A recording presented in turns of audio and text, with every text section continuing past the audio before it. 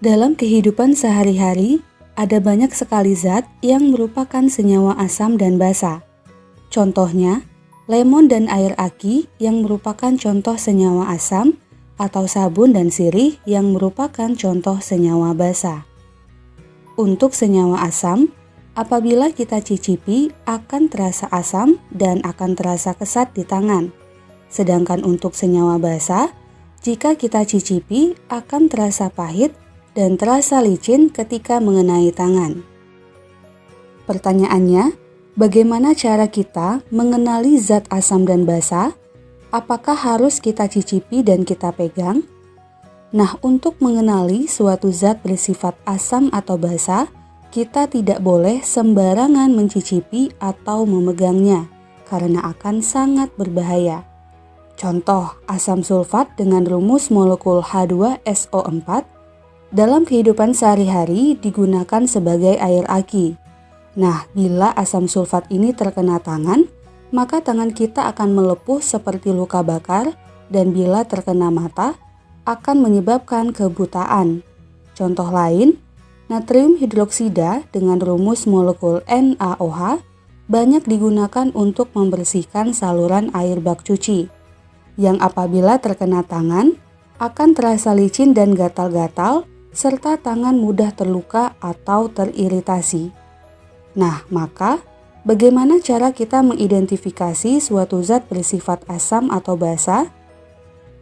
Nah, cara yang tepat untuk mengidentifikasi asam dan basa adalah dengan menggunakan zat petunjuk yang disebut dengan indikator atau dengan menggunakan alat yang disebut pH meter. Nah, kita bahas indikator asam basa terlebih dahulu. Indikator asam basa adalah zat yang dapat memberikan warna berbeda dalam lingkungan asam dan basa. Nah, ada beberapa indikator yang bisa kita gunakan untuk mengidentifikasi asam dan basa, yaitu kertas lakmus, indikator universal yang bisa berupa kertas strip dan indikator larutan, serta indikator alami yang bisa diperoleh dari tanaman di sekitar kita.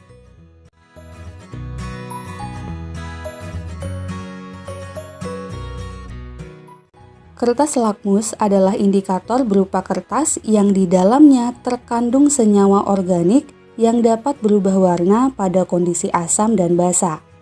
Ada dua jenis kertas lakmus, yaitu kertas lakmus merah dan kertas lakmus biru. Nah, cara penggunaan kertas lakmus ini sangat mudah, yaitu dengan mencelupkan kertas lakmus ke dalam larutan uji, kemudian amati perubahan warna kertas lakmusnya. Dalam hal ini, senyawa yang bersifat asam akan mengubah kertas lakmus menjadi merah, senyawa basa akan menyebabkan kertas lakmus berwarna biru, dan senyawa netral tidak mengubah kertas lakmus. Jadi kertas lakmus merah tetap berwarna merah, dan kertas lakmus biru tetap berwarna biru. Nah, dalam pengujian suatu larutan, kita harus menggunakan kedua kertas lakmus, baik kertas lakmus merah maupun kertas lakmus biru. Berikutnya, kelemahan dari indikator kertas lakmus ini adalah tidak bisa mengukur pH suatu zat dengan pasti dan hanya bisa digunakan untuk mengetahui apakah suatu zat bersifat asam, basa, atau netral. Nah, mari kita perhatikan ilustrasi gambar identifikasi asam basa berikut ini. Misalnya, terdapat 3 jenis larutan, yaitu larutan A, B, dan C dalam masing-masing tabung reaksi. Kemudian, kita celupkan kertas lakmus merah dan biru ke dalam masing-masingnya dan amati perubahan warna kertas lakmusnya. Nah, untuk larutan A, kertas lakmus merah tetap berwarna merah dan kertas lakmus biru berubah menjadi merah. Hal ini menunjukkan bahwa larutan A merupakan senyawa yang bersifat asam sehingga pH-nya pasti kurang dari 7. Kemudian untuk larutan B, kertas lakmus merah berubah menjadi berwarna biru dan kertas lakmus biru tetap berwarna biru. Nah, hal ini menunjukkan bahwa larutan B merupakan senyawa basa sehingga pH-nya pasti lebih dari 7. Selanjutnya untuk larutan C, kedua kertas lakmus yang kita gunakan tidak berubah warna, di mana kertas lakmus merah tetap berwarna merah dan kertas lakmus biru tetap berwarna biru. Nah, hal ini menunjukkan bahwa larutan C merupakan senyawa netral, sehingga pH-nya adalah 7.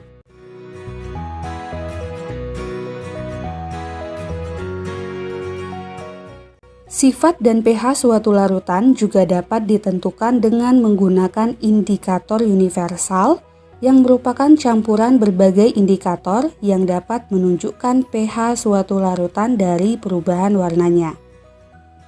Nah, indikator universal ini ada dua jenis, yaitu indikator universal berbentuk kertas strip dan indikator berupa larutan.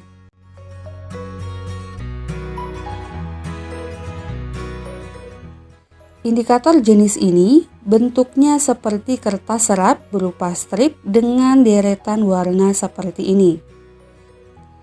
Nah, indikator ini apabila kita celupkan ke dalam suatu larutan bisa mengalami perubahan warna sesuai dengan pH larutannya.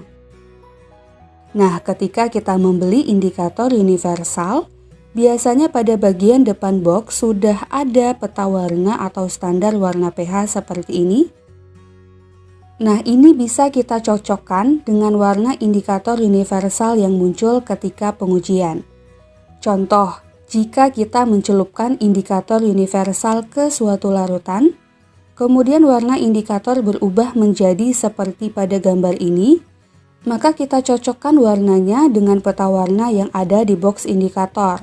Dan terlihat bahwa warnanya menunjukkan pH 10, yang artinya larutan tersebut merupakan senyawa basa.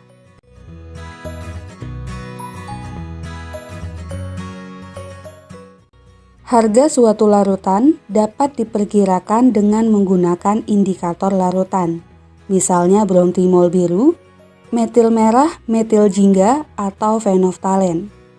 Nah, setiap indikator larutan ini memiliki trayek perubahan warna yang berbeda-beda, sehingga dalam uji larutan dengan beberapa indikator akan diperoleh daerah irisan pH larutan. Nah, ini artinya dalam pengujian asam basa menggunakan indikator larutan, biasanya tidak hanya menggunakan satu jenis indikator saja, dan minimal kita membutuhkan 2 indikator. Selanjutnya, berikut ini adalah trayek pH untuk beberapa indikator. Selain menggunakan indikator sintesis seperti kertas lakmus dan indikator universal, kita juga bisa mengidentifikasi asam basa dengan menggunakan indikator alami melalui pemanfaatan tumbuhan seperti bunga, sayur-sayuran, atau buah-buahan yang ada di sekitar kita. Contohnya kol ungu, bunga kembang sepatu, kunyit, kulit manggis, dan wortel. Nah, akan tetapi bahan-bahan alam ini tidak bisa langsung kita gunakan dalam pengujian asam basa, melainkan harus kita buat dalam bentuk larutan terlebih dahulu. Jadi harus kita ekstrak dengan beberapa cara. Cara pertama, bahan alamnya kita gelus, kemudian ditambahkan sedikit air, lalu disaring. Cara yang kedua, rebus atau rendam bahan alam dalam air panas hingga menghasilkan larutan berwarna, kemudian dinginkan, dan saring. Nah, ekstrak yang kita dapatkan ini kemudian kita teteskan dengan larutan asam atau basa yang ingin kita uji. Pertanyaannya, apakah semua tumbuh-tumbuhan seperti sayuran dan buah-buahan bisa kita jadikan sebagai indikator asam basa? Nah, jawabannya adalah tidak. Bahan alam yang bisa kita gunakan sebagai indikator asam basa hanyalah bahan alam yang menunjukkan warna berbeda dalam lingkungan asam, basa, dan netral. Jadi, jika bahan tersebut tidak bisa menunjukkan perubahan warna dalam asam, basa, dan netral, maka tentu tidak bisa dijadikan sebagai indikator asam basa. Berikutnya, indikator alam ini tentunya memiliki kelemahan bila dibandingkan dengan indikator sintesis, yaitu perubahan warna yang dihasilkan tidak stabil. Nah, berikut ini adalah perubahan warna dari beberapa ekstrak tanaman dalam larutan asam dan basa.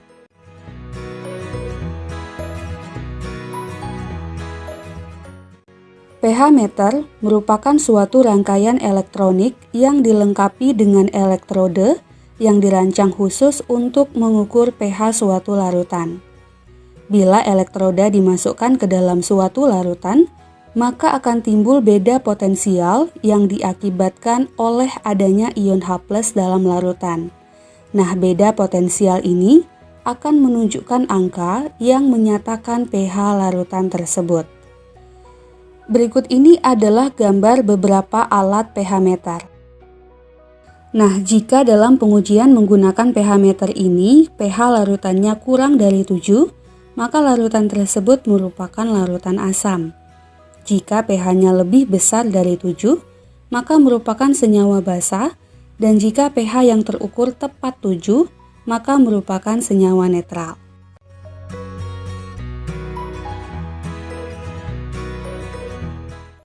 Soal yang pertama, dari pengujian larutan dengan kertas lakmus diperoleh data sebagai berikut. Pertanyaannya, larutan yang bersifat asam adalah. Nah, larutan yang bersifat asam akan memerahkan kertas lakmus. Kita coba lihat satu persatu. Untuk larutan A, kertas lakmusnya berwarna merah semua, sehingga merupakan senyawa asam. Untuk larutan B, kertas lakmusnya berwarna biru semua, sehingga merupakan senyawa basa. Untuk larutan C, kertas lakmusnya berwarna merah semua, sehingga merupakan senyawa asam. Kemudian untuk larutan D merupakan senyawa basa karena kertas lakmusnya berwarna biru semua, dan untuk larutan E merupakan senyawa netral karena kertas lakmusnya tidak berubah warna, lakmus merah tetap berwarna merah, dan lakmus biru tetap berwarna biru. Nah, maka larutan yang bersifat asam adalah larutan A dan C. Sehingga jawaban untuk soal ini adalah opsi C. Perhatikan data perubahan warna beberapa indikator alam di bawah ini. Ekstrak bunga yang dapat digunakan sebagai indikator asam basa adalah. Nah, ekstrak yang dapat digunakan sebagai indikator adalah ekstrak yang menunjukkan warna berbeda dalam asam, contohnya HCl, dan dalam basa, contohnya adalah NaOH. Untuk ekstrak A, warna dalam NaOH dan HCl-nya berbeda, sehingga bisa kita jadikan sebagai indikator. Untuk ekstrak B, juga menunjukkan warna berbeda dalam NaOH dan HCl, jadi juga bisa kita gunakan sebagai indikator asam basa.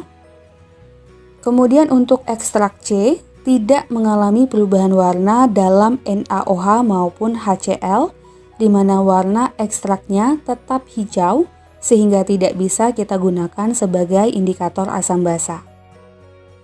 Selanjutnya untuk opsi D, warna ekstrak dalam NaOH dan HCl berbeda.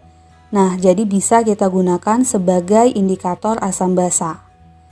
Maka jawaban untuk soal ini adalah opsi C.